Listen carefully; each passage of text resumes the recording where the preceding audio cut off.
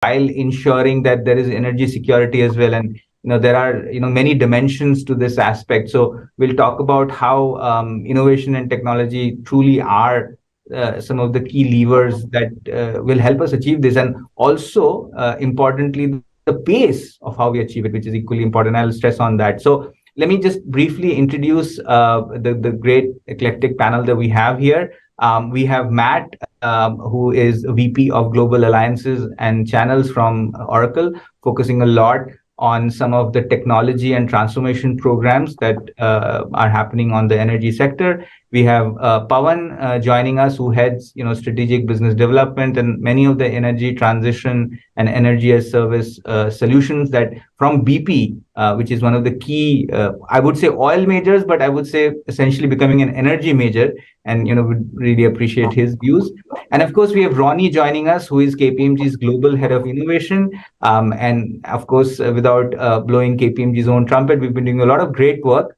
Ronnie will share some of the work, not only us, but of course our larger ecosystem partners that we've been doing together, and what it can mean for the broader community as a whole. Okay, with that, let me just start off with a little bit of context before I go across to the panel and get their thoughts on some of these questions. So if you look at it, we are at a fairly critical juncture. We are already at plus 1.2 degrees Celsius in terms of global warming from the baseline that we've set ourselves. COP26 lent itself, I would say, to a lot of good goals, or what we call climate goals or targets that we would want to do. Many people have signed up. I think the time has now come for climate action, right? And that's, I think, what's been discussed in COP27 now. But what is also critical is, if you set yourself certain goals, what is the path from here to there, and also how quick or fast that roadmap can be, because honestly, we don't have much time frame. And I also want to highlight that there are potential other disruptions that might happen there, which will throw a curveball to us, right? So the faster we can move and the faster we can adapt, honestly. With that context, maybe I'll start off with you, Pawan, here first. In this critical juncture that we talked about of the energy transition, we are talking about climate change management, climate change reversal, and again, the central theme saying, while we are doing that, how do we still feed many of the energy requirements or energy poor to that extent, right? And that is some of the things that is being discussed in Sharm el Sheikh as well. How are energy majors such as BP and maybe some of your other peers looking at addressing the shift towards new energy, right?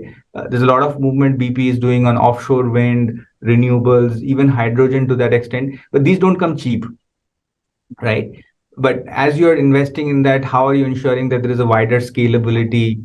And your thoughts on that? As you know, energy majors like BP have taken this challenge head on, and we are actively addressing this tension. Where how do we balance the need of providing affordable energy access and sustainability? When BP announced its new strategy around 2020, we set out our net zero ambition. We set out our purpose and determination to reimagine energy and reinvent BP. And as part of that, we declared 20 aims. 5 of these aims are about becoming a net zero company. 5 of them are about how do we help the world to become net zero. And 5 of these are about improving people's lives, and 5 to care about the planet. So I think, when we come to these 5 aims, which are about improving people's life, there are 2 which are particularly relevant that, I want to touch upon what BP is doing. So we aim to develop clean energy for the benefit of 36 million people globally, right? And the way we want to do it is by developing 50 gigawatts of renewable energy capacity by 2030, so that we can provide accessible, low-cost, affordable energy to the people who need the most, people who currently do not have access to this any energy, for that matter, or unreliable energy. So that is one where, energy majors like us, it's not only BP, we know that, most energy majors are actively driving this kind of initiative.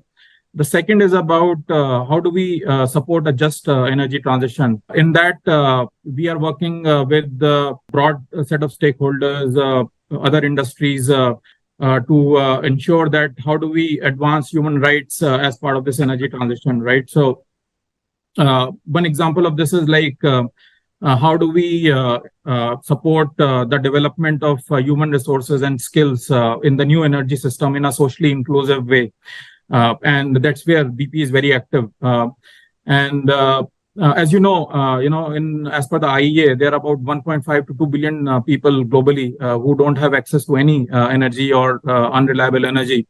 So what we are doing is that, as I said, we are already putting in some initiatives, particularly in sub-Saharan Africa, whereby with new technologies and kind of, making these more affordable, bring technologies like microgrids and distributed energy resources, where we are bringing energy to remote parts of the world, whereby people have access to energy who are not connected to the grid or who have unreliable energy. A similar kind of initiatives are also being explored in India as part of our CSR program. So I think a lot's happening. It's a start, but I think the intent is there, and we have a good momentum going forward. Sure. So, I mean, it's very interesting, Pawan. It's very heartening as well. So, the company such as BP has set itself goals across the various dimensions. As you said, for BP in itself, in terms of your carbon neutrality, etc. For the community that you work in, and of course the world goals itself that you're doing. And I think the aspect that I also heard of you, where you set yourself targets, so 50 gigawatts renewable, etc. You were talking about, but also at the micro markets where you're working in smaller pilots that are happening. So kind of trying to bridge both the aspects to get the scale, but also ensure it reaches the last mile or the last person, so to speak. In that context, Matt, maybe want to get your thoughts as well. You worked extensively in both developing markets and developed markets as well, right? So how are you seeing both players such as BP and other energy players, because you work closely with many of them, but also the governments and the support that you're seeing across different markets? What is really working in terms of technology for this transition? Well, thanks, Manas, and I think it's important just to start by recognizing what Pawan's team are doing there at BP, and also the luminaries that have come from the historical oil business and come into this energy supply business, are actually doing exactly what the industry needs right now, which is challenging the normal production of energy the way that we've seen it done for over 100 years.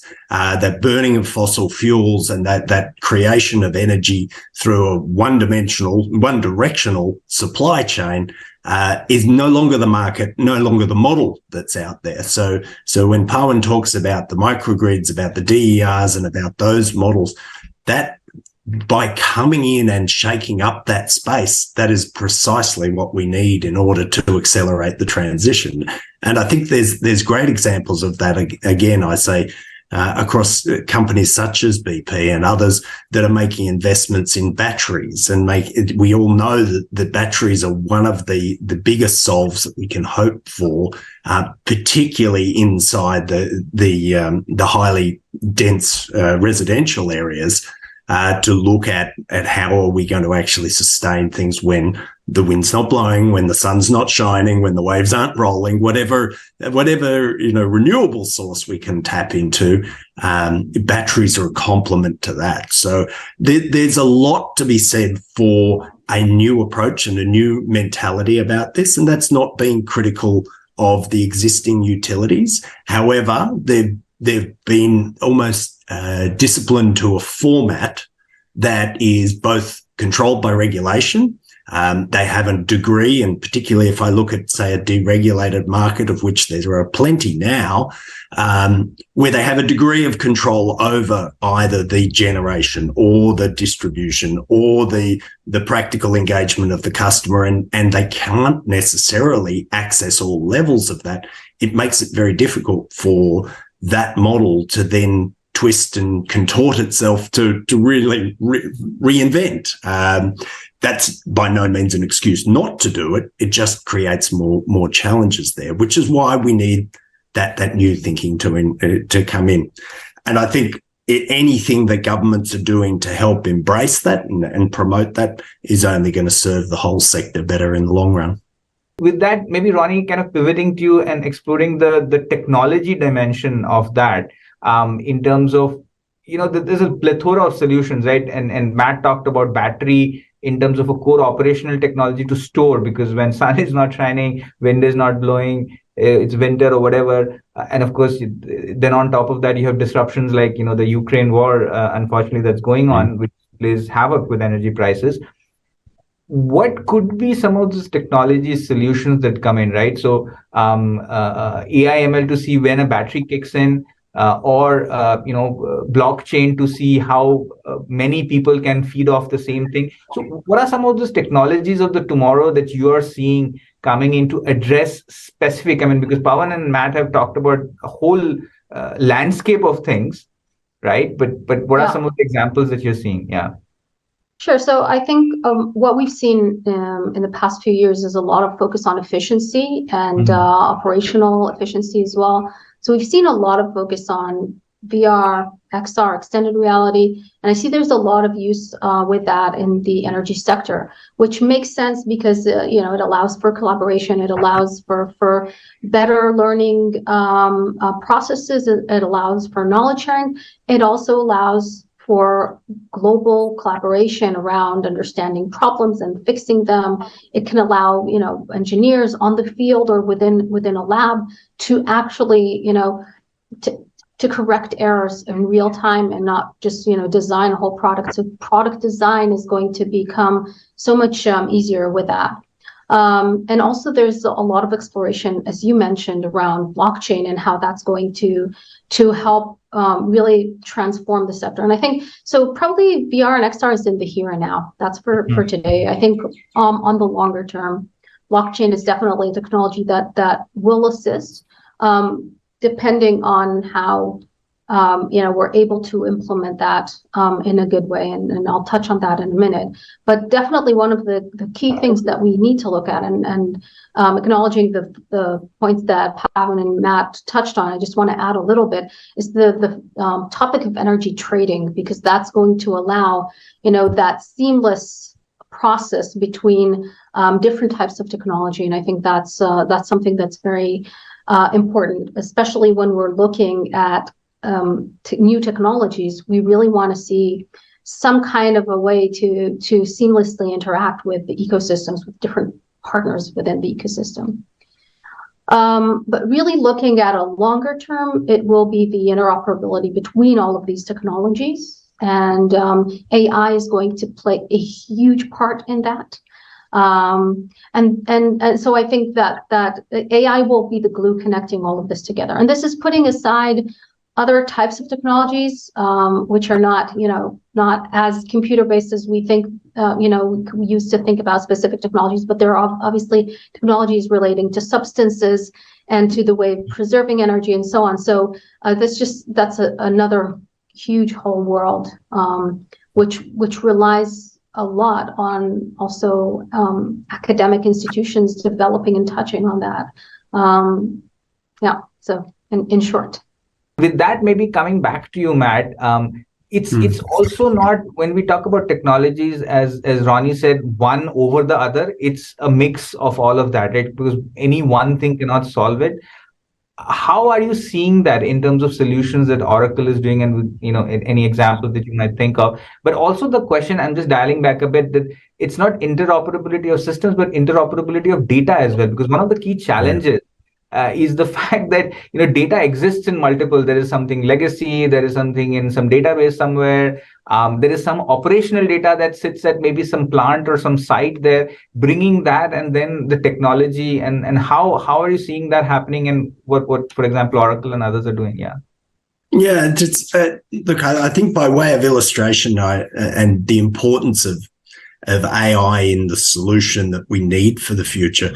We recently had a large delegation of very senior officials come through and we gave them the showcase of what's possible, a bit of an insight into the future and how technology and our solutions could help. And at the end of it, after going through in what we hope was a good amount of detail, at the end of it, the question that came up was, I was really expecting you to talk more about AI and ML when I thought of talking to you. That's what I thought you'd talk to me about.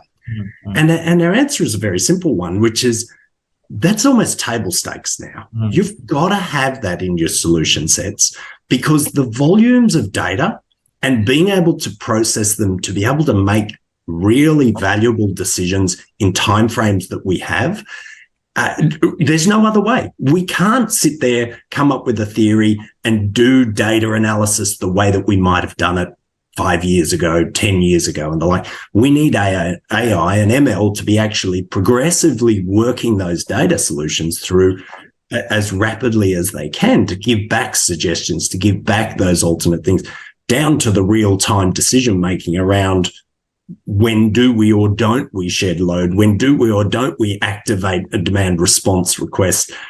What do we do in terms of emergency and outage and those kinds of things?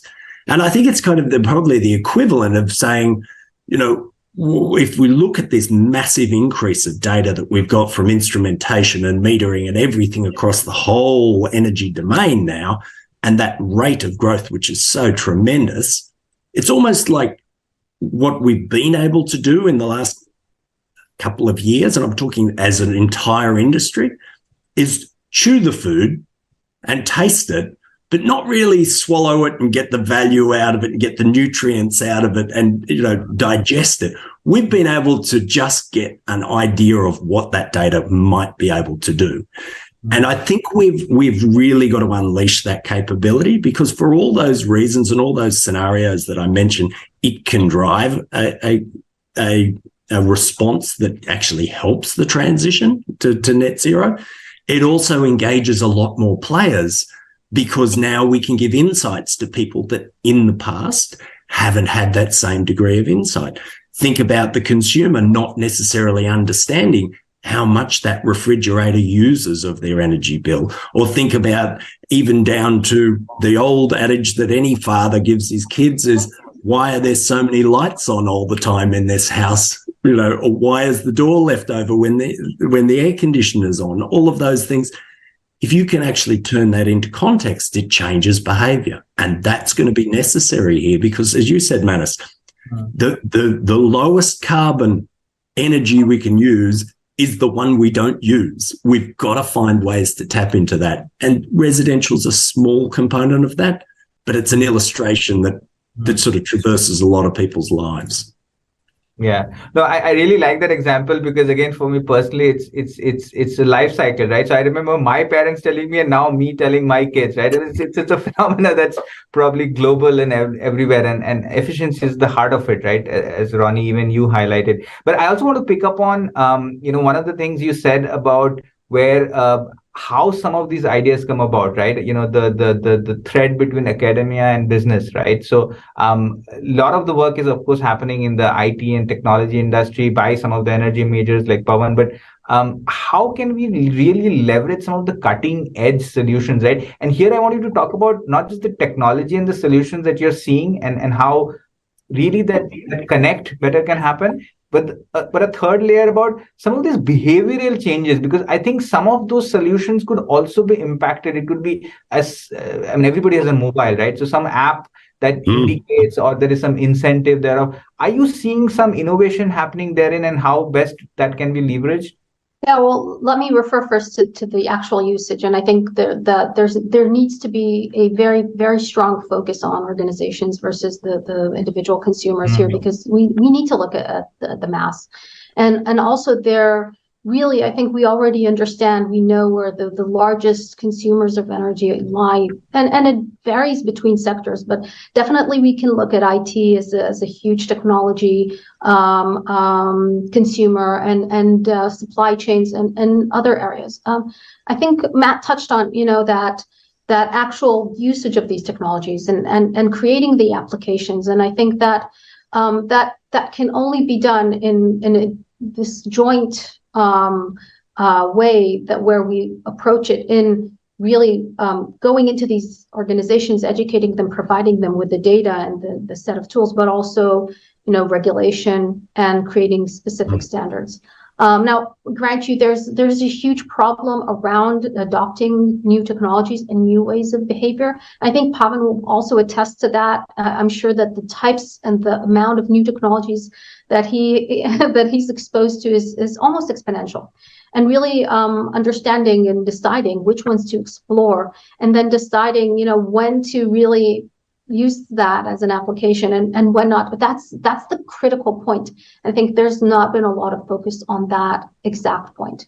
So that's a great segue to the question around academia. And I think, I mentioned academic institutions they're a huge game changer here, because they have, the research and the very innovative ideas where, organizations can come in with not just the funding, but also the actual use cases, the day-to-day areas where they can use it and really applying these technologies.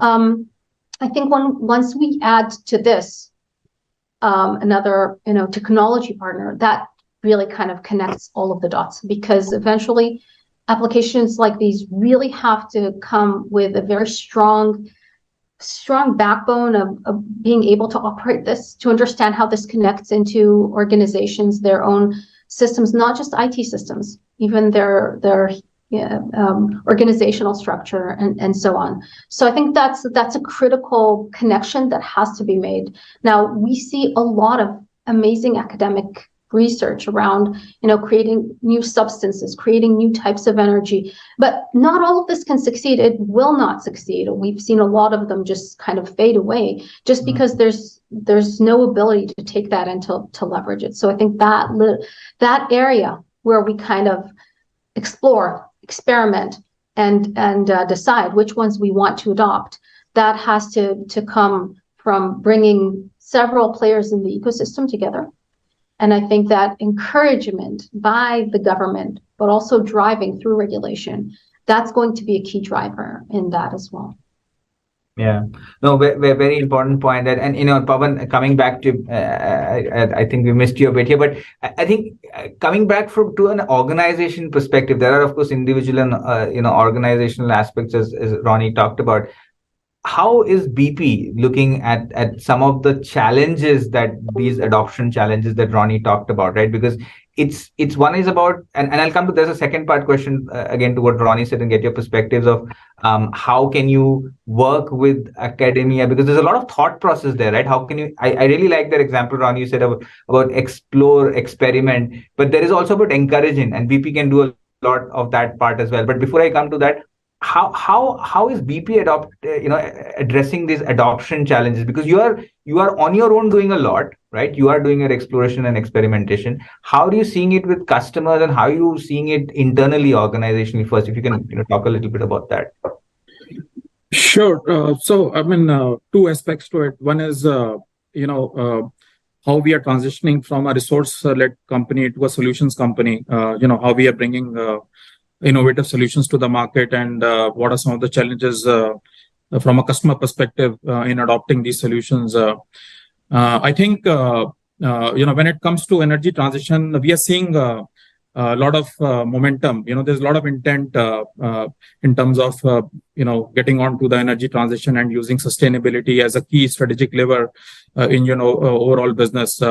As you know, like in India, of the top 100 companies, 30 odd companies have already set out net zero goals or carbon emissions target. And now there's a mandate from SEBI, which is coming next year for the top 1,000 companies about reporting their ESG performance. So there's a lot of momentum and intent. So we are seeing from a customer perspective, there's a lot of initiatives being in play, particularly in addressing scope 1 and scope 2 emissions, adopting different types of technologies, and particularly for the decarbonization of their own operations. We see that the renewable, there's a significant shift in adoption of renewable power and replacing fossil fuel power. And the penetration is already in India is remarkably gone up to almost 35% now. And besides that, even for for the other parts of the value chain where they have a significant risk as well as significant challenge, they are working with their suppliers, be it their raw material suppliers or their warehousing and logistics partners to decarbonize their overall value chain in terms of decarbonizing shipment of products from their factories to warehouses to the end consumers. So there's a lot of demand for greening logistics, and we are working with a number of these corporates in providing different types of technological solutions and new business models. So I would say that there's a lot of drive amongst the companies. And it's primarily driven because, as the supply chains are getting globalized. There's a lot of risk if companies don't, adopt it. That's one. There's a push as well as a pull, right? Some companies are taking this as a source of competitive advantage in terms of building this kind of capability and muscle by developing technologies and adopting technologies. I think the challenge in adoption from our perspective is when we bring new technologies and solutions to the market. I think our belief is that it has to be customer centric and driven by customer needs. That is very important, and it has to solve a real problem for a customer and create some real tangible value in their businesses. If a technology solution, it may be very innovative, but if it creates more complexity in their operations or processes, or it increases their overall cost of ownership, then it's not likely to be very successful and will not see massive ramp up or adoption. So that's one. I think the innovation is not only about technology. So while there is for the energy transition to happen, there has to be a radical innovation when it comes to science, engineering, digital solutions, etc. But there has to be a lot of innovation which companies, or the people who are innovating, who have to bring in terms of the commercial construct they are bringing to the market, right? In terms of innovation of the commercial models.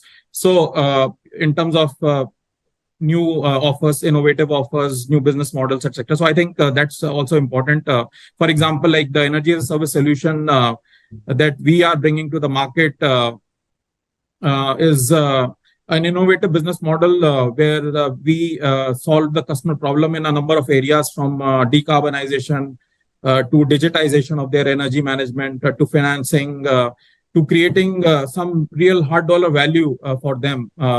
And all this without any significant investment or no investment at all in capital or human resource, and the sustainable value that is created from these innovative business models pays up for the investment over a period of time. So that's second, point.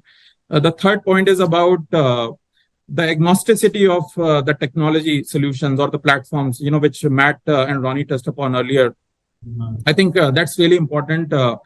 Because from a customer adoption perspective, there has to be like openness, in the solutions, in terms of interoperability, etc. In terms of being able to have transparently see what exactly in the bundle, right? So we don't want, or the customers don't want to adopt solutions which can create some challenges for them down the line in terms of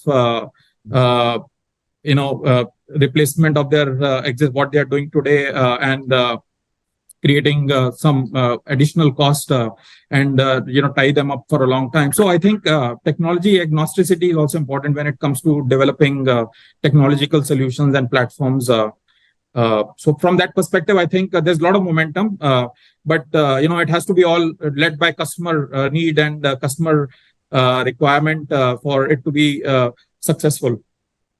Yeah, no, you're absolutely right, Pawan. I mean, and it's good. In fact, BP and I think some other energy players are also increasingly moving towards, as you said, BP itself from resources to solutions led, increasing from a product led to a customer centric. Because earlier it was, we will produce, it will be sold, right? Yep. Now it's more what is really the requirement and crafting. I mean, in fact, the energy as a service solution is a significant degree of crafting that you as a company along with partners are doing. So you potentially are investing more than probably the customer is, right? So it's this is what the customer wants, which is energy, and they really don't care who does it. And you're crafting all of that together. So that's a key lesson that you're looking at. And also, as you said, how technology itself needs to be fungible and agnostic in that sense, so that you don't necessarily be dependent. But I also wanted to stretch it a little further and saying, so, and you're absolutely right. There's a lot of momentum. Customers are keen, scope 1, scope 2. Companies are themselves re-innovating, decarbonizing. If I were to stretch it, so customer, companies, and then within company, if I focus on that, are you seeing challenges in how companies are structured, right? So there is a mindset shift, right? This you said, from a product-led or an asset-led thinking to a customer-led thinking. Do you think there are some organizational structural changes required? Do you think there are training or capability changes? Because it doesn't come easy to people. It's you can ask a lubricant player, I will sell lubricant, right? Somebody in your lubricant division, say Castrol, for example, right? Or somebody who's selling gasoline and diesel or marine oil. It's easy, right? There is a way of doing. I have been doing it. Whereas trying to do something. So what are those structural and capability things, and how are you seeing those challenges? So you're right. I mean, you can't change the DNA of an organization over time, right? Overnight. So I think, so what is happening is that there is a core capability within the organization. It's not that these solutions are new to BP, or Castrol, right? So we have been in the market. We have been working with the customers in the CNI space across multiple product lines in different parts of the world. So there is a good strong customer centricity in the organization when it comes to really understanding customer needs and creating solutions. However, when it comes to energy transition, it needs much more, in terms of developing the new assets, shifting your business over a period of time. So I think when we said that we are going to transition from IOC to IEC, we said that we have to really do it in a structured way, in a sustainable way. Like, it's not that, we will throw out everything what we have done over last 100 years and we will, one day switch off to selling only low carbon or zero carbon energy to customers, right? So that's not the way. It's about a gradual shift in the way we are, developing capability in the organization, shifting our investment from one part of the organization to the other. So, we have some growth engines where we are investing disproportionately, in new molecules like bioenergy, in EV charging infrastructure, in building low carbon energy solutions like renewable solar power or offshore winds, etc., and subsequently hydrogen, right? So there's a significant amount of investment going in developing the assets, the hard assets, as well as capability, human capability, right? So when we are building our offshore wind business, for example, right, it's not that it is new to BP. In fact, BP was ahead of its time. Like, in 2000, if you remember, we had a unit called alternative energy, right? We were the first in the market, probably ahead of the, ahead of the time. So we have, legacy businesses in terms of wind generation. So there are some skills which can be upgraded, enhanced, and, more can be utilized in a different way for the new businesses going forward. But having said that, I think we are bringing in a lot of new capability from external world, from companies who have been in the space. And given that, BP has a very, I would say, ambitious goal, and, people really believe what we are, intending to do over a period of time. I think we are, getting a huge amount of support when it comes to people, willing to join BP, bringing in their expertise and experience and knowledge, capability, etc., and helping us build new businesses for future. Yeah, no, you're absolutely right. And it's not easy, but, BP is making that effort and you're bringing in some of those capabilities. So, Ronnie, maybe one would want you to chime in. So this new energy requires new talent, and it's never easy getting talent, right? Getting talent for technology itself is a struggle, as Matt would know, and it's increasingly getting a struggle with competition. But the talent pool and how you're seeing it at energy players, or even for technology for energy. And maybe you can talk about how some of that can be brought in, and what are the challenges you're seeing in other organizations. Yeah, sure. I mean, I talk a lot about the talent. It's not so much the scarcity of talent; it's the need for specific talent. And I think organizations are tackling this in the wrong way, because we still have that mindset where I need this, and I'm going to go out there to the market and look for that specific set of expertise. Where today, what we're looking for has really changed. We're looking for very multidisciplinary people. We want them to understand technology, to understand the sector, to understand the business needs, and that doesn't come ready-made. And when it does come ready-made, then you have to pay a lot for that, and they are scarce. So when we're looking for talent, I think there's multiple things to look at. First of all, probably the most important thing to emphasize: people want to work for a purpose. So really, when you actually frame the discussion about what these people are coming to do, especially in these times and days, coming to work for an energy organization or a technology company that's going to change the energy sector, that's going to be, just sculpturing the future and framing it and creating a new kind of future. Opening the opportunity for these people to bring in their own mindset and ideas. So that's and obviously the set of values that organization brings in. That's number one from my point of view. Really embedding it, not just saying, not just talking the talk. So that's one thing. The second thing is organizations need to understand that gap. There is a gap, and that when we talk about the scarcity of talent, it's for specific talent, again, that this, that, and the other that we're looking for in a specific candidate. And what we need to do is just stop thinking about it that way and actually think, if this is what I need to do, what are the bits and pieces that I can put together to create that? So I can create multidisciplinary teams. And think about, in the past, I would have wanted one person, but I can bring 3 people. They can do 3 times the job when they work together, and I'll get all the benefits. Another one is, it's not training, like on-the-job training or training sessions. It's actually, a whole course, this whole path that an individual can go through in the organization to really educate themselves, and walking them through that, even bringing in people where we put them half-time in an academic institution to continue their studying funded by that organization. Again, if we don't tackle it, we'll continue to have that gap. It won't close by itself. And it's not, sorry to say, it's not about the money. It really is about creating those new talents. And I think that large organizations have the ability to do that. Yeah, it's a very interesting one. When you think that the answer lies outside, maybe it does not. And you need to create it. I think that's a good question, because you expect that there is a job or there's a talent market out there where you can just take it from there, but it doesn't. And I think many organizations are starting to do it. And also the aspect that you said, that whatever does exist, how are you able to attract it, right? It doesn't just need to be a plain vanilla job description saying that this is what I need you to do this technology or this energy, setting up an offshore wind plant. It's about what is the larger goal that you're aspiring for, and the values that the company stands for, and use that to attract the talent, and then of course develop within, as you said, right? And I think that's very beautifully put. I'll also ask a spin on that to you, Ronnie, and then maybe Matt, you can also come in. One is of course developing it, right? As you rightly said, because at some level it doesn't exist, the gap is there, right?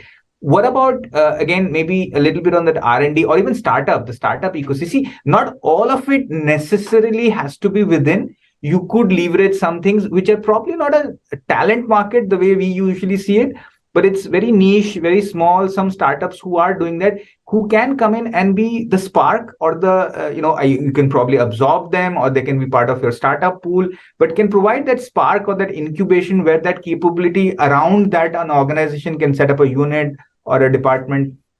How is that enabling that startup ecosystem? Is that a mechanism? Yeah, well, in order to answer that, I'll have to take a step back, because really I think that most organizations approach this by opening this program where they let startups in and think about how they can collaborate with them, et cetera. And I think that usually has little benefit just because of the amount of startups. There's a lot of new technology. Sometimes we're looking in a specific place, but actually we should be looking at a startup that addresses a completely different sector, but has applicability to our organization or our sector. So I think the key thing here is mindset.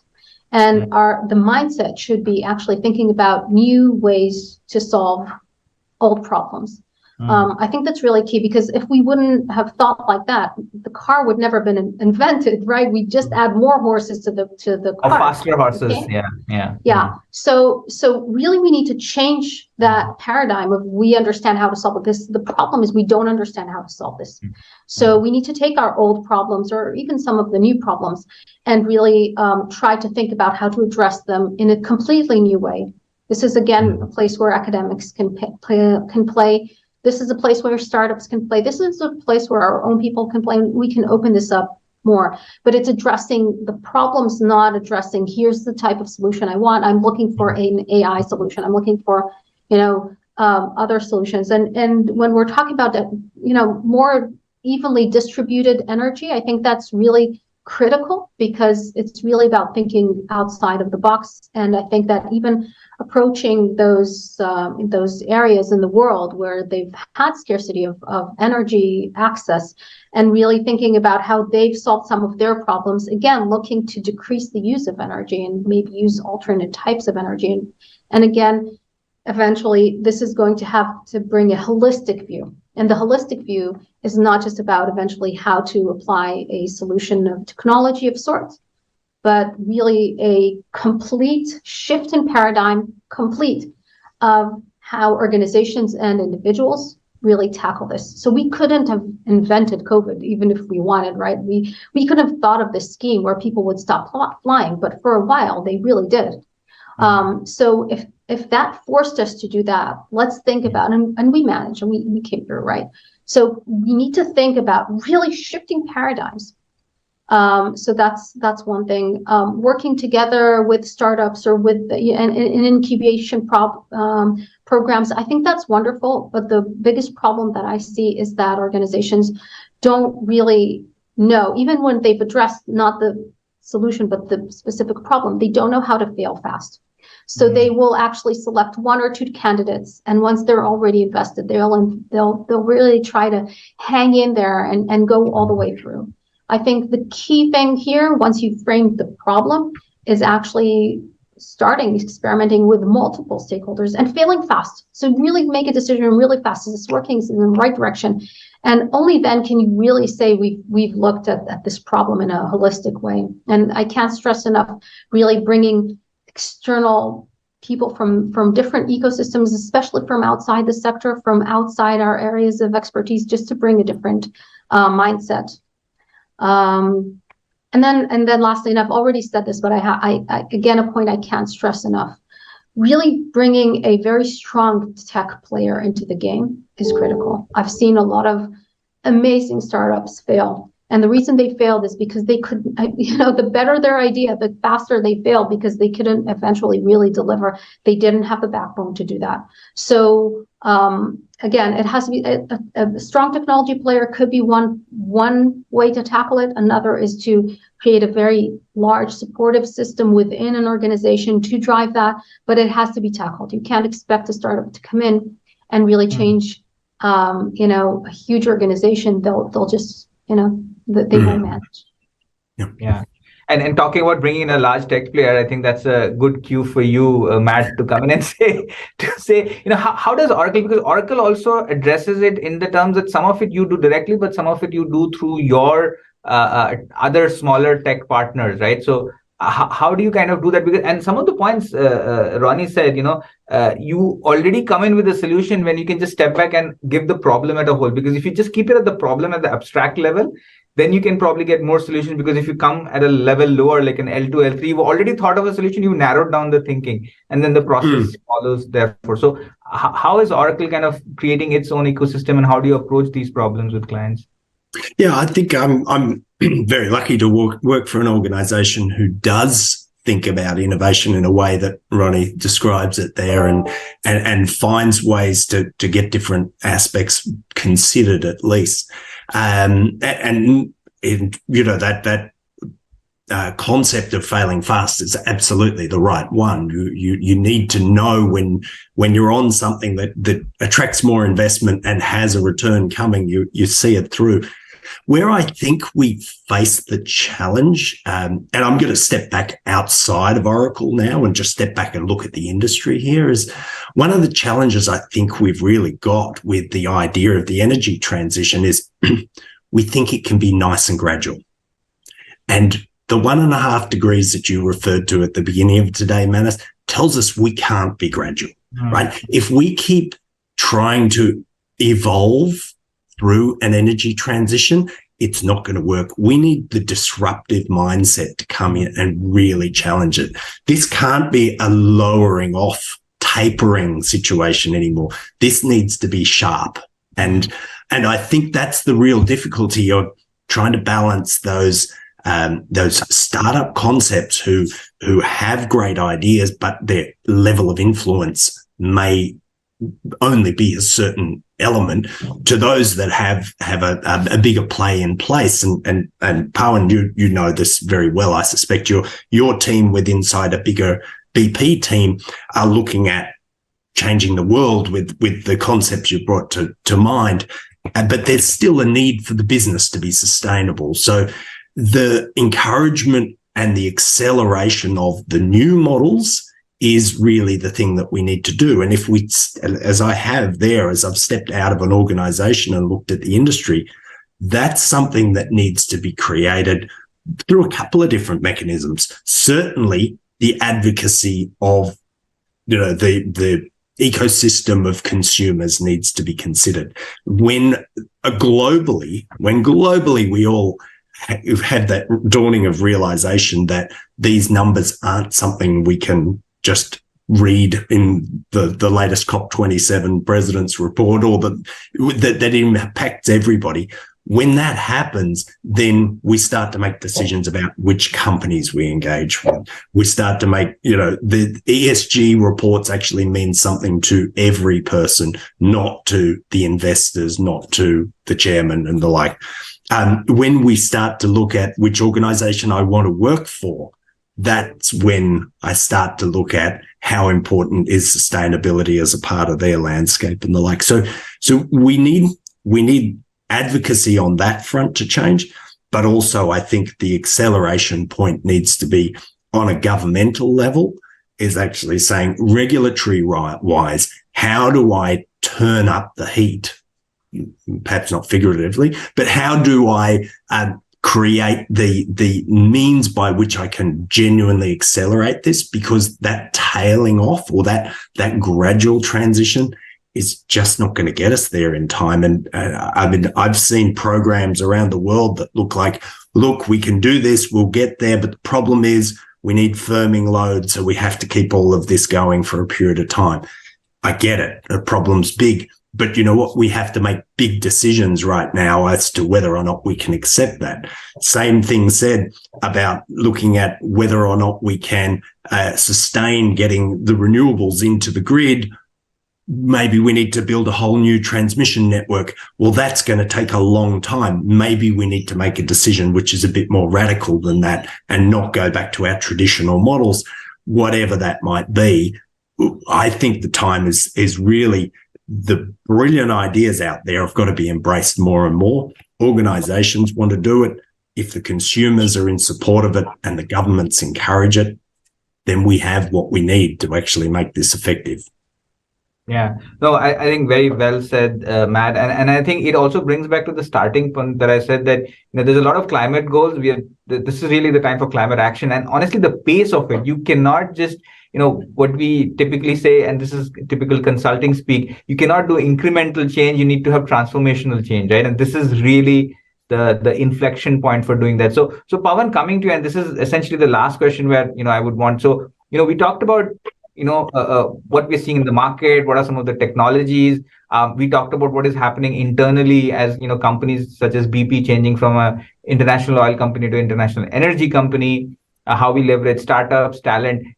But beyond technology players such as Oracle, energy companies such as BP, and advisory companies such as KPMG, governments play a key role, right? So what do you see as some of the so a lot of is happening as participants, as market players, all of us are doing something. What would be some of your asks to really step up the game, right?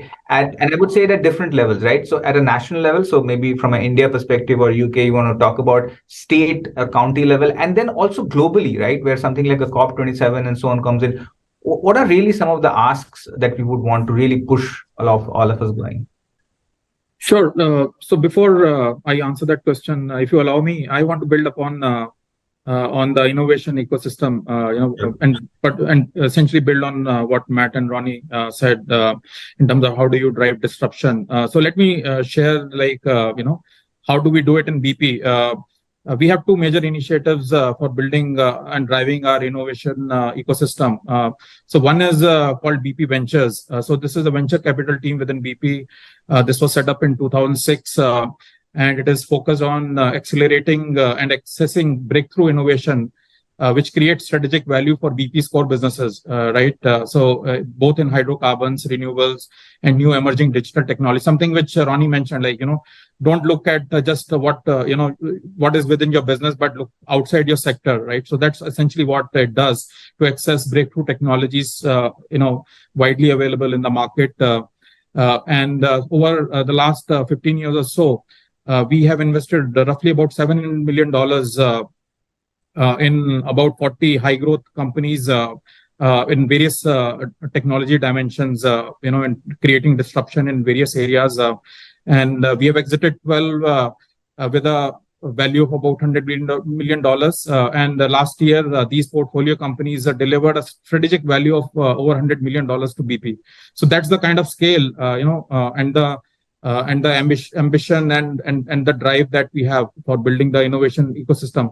The second initiative is about how do we scale up some of these companies, right? So we have an initiative called BP Launchpad. So this is actually BP Scale Up Unit. So it is a separate company within BP, which is designed to be more experimental and to move fast. It focuses on providing multi-year funding and accelerating startup growth, right? So this was established as an in-house business building team to bring breakthrough technologies of technology-led business models, both from within BP and outside, and create high potential businesses. So, and how do we kind of, de-risk the overall investment? This is the way we do it. This team provide the expertise in building businesses, scaling up businesses, bringing expertise in marketing, technology, operations, corporate development. By doing all that, you create a self-sustaining system, which over a period of time, starts kind of building one on top of the other, and then you come out with very successful businesses, right? So over the last 10 years or so, we have onboarded the 6 companies, which are probably, if these were independent companies, they would be unicorns in their own right.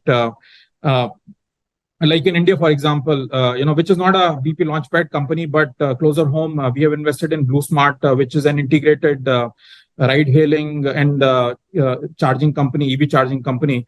And we have, led the round with Series A investment. And, that's very strategic investment for us. So that's how we are building our innovation ecosystem and driving the disruption within our business, various parts of our business in our growth engines. Now, coming to your question about what the government should do and what should be our ask, I have to pardon, my knowledge about Indian market is not that great. I've just relocated to India, but from a UK perspective, I think lots happening, to support energy transition. Particularly, not so much. In terms of digital technologies, emerging technologies, and innovation, etc., there's always been, huge amount of, I would say, drive and support from the governments over a period of time in terms of tax credits and, incentives as grants, etc. So that has been there for a very long time, right? But when it comes to energy transition, I think there's a lot of seriousness which is coming in, and we see that, grants coming in to support new technologies like the development of hydrogen, ecosystems, energy hubs, which are self-sustaining going forward. So there's, I would say, there is a lot of support and investment happening, particularly high-risk technologies, which have not been tried, which have been around, but which have not been tried and tested at a scale. For example, like decarbonization for hard-to-abate industries like steel, cement, mining, chemicals, etc. This needs real disruption, and you need some technology like hydrogen, for example. It's still in the pipeline in terms of whether it will be more successful versus other technologies like carbon capture and storage. But we believe that there is a lot of support from the government and industry, energy industry, government, and various ecosystems players are working very closely to kind of identify what support mechanisms, be it better and faster approvals or hard dollar financing needed to kind of incubate some of these businesses and de-risk some of the investments which are needed for the disruption in such sectors. Sorry, I was on mute. No, I was just saying, so no, absolutely, Pawan. So I think that is a lot. So we are at the end. So maybe Ronnie, if you would want to close as a summary in terms of what more that could be done. We, of course, as I said, as players, we do each of our part. But what do you think governments or other stakeholders, and just sum up our conversation in terms of the impact technology can do? Glad to. So, first I'll just mention Matt and I met a year ago, and we were just kind of resonating on how much more optimistic we were there. We're still optimistic, but I think, as Bill Gates said, we always overestimate the change of technology in 2 years and underestimate the change it'll have in 10 years. But as Matt said, we don't have the time. There is not just a huge sense of urgency. We are literally fighting for our lives and the lives of our children and grandchildren. This is just the way that it is. So I think for that matter, it almost feels like we've lost this year. If we continue to do what we've already done, it's not going to change. Something completely different has to be done. And I think that has to first and foremost resonate with governments, organizations, and individuals. If we continue to do what we did before, we're still going to wait the 10 years. Change is happening, but it's not quick enough. So with that, I will say, first of all, I think that government plays a huge role here, but also just overall regulation. And I think the robustness of global standards has to be much greater, and the demand for accountability from organizations, from the types of energies that they use and the carbon emissions and other ways of accountability. That's one thing, and the accountability from individuals as well. And I think that's really critical. And then in thinking about it in different ways, we need to introduce new ways of tackling the problem. How can we get things, massive changes done in a year? How are we able to do that? So joining of several countries and initiatives and really driving them, like actually deciding on what has to happen in a year. In 1 year, this is what has to happen. Also incentivization. I think there's a lot of discussion around, what the regulator has to do in terms of defining, the standards and punishments thereof. But what about actually incentivizing organizations? And I think that works great on large organizations. And if we drive them there and we actually say, hey, you know what, get there, and it's a far distant, it's a very difficult area to be, but you will be incentivized. That's going to work magic as well. So again, thinking about doing things that we've not done so far, because frankly, it's not been working. And we have almost no more time left. No, absolutely. And that's also very apt. I think we've covered a lot of ground, and I think this was a super, super engaging conversation. Thank you so much again, everybody. It was a very lively and very interesting conversation. Thank you once again.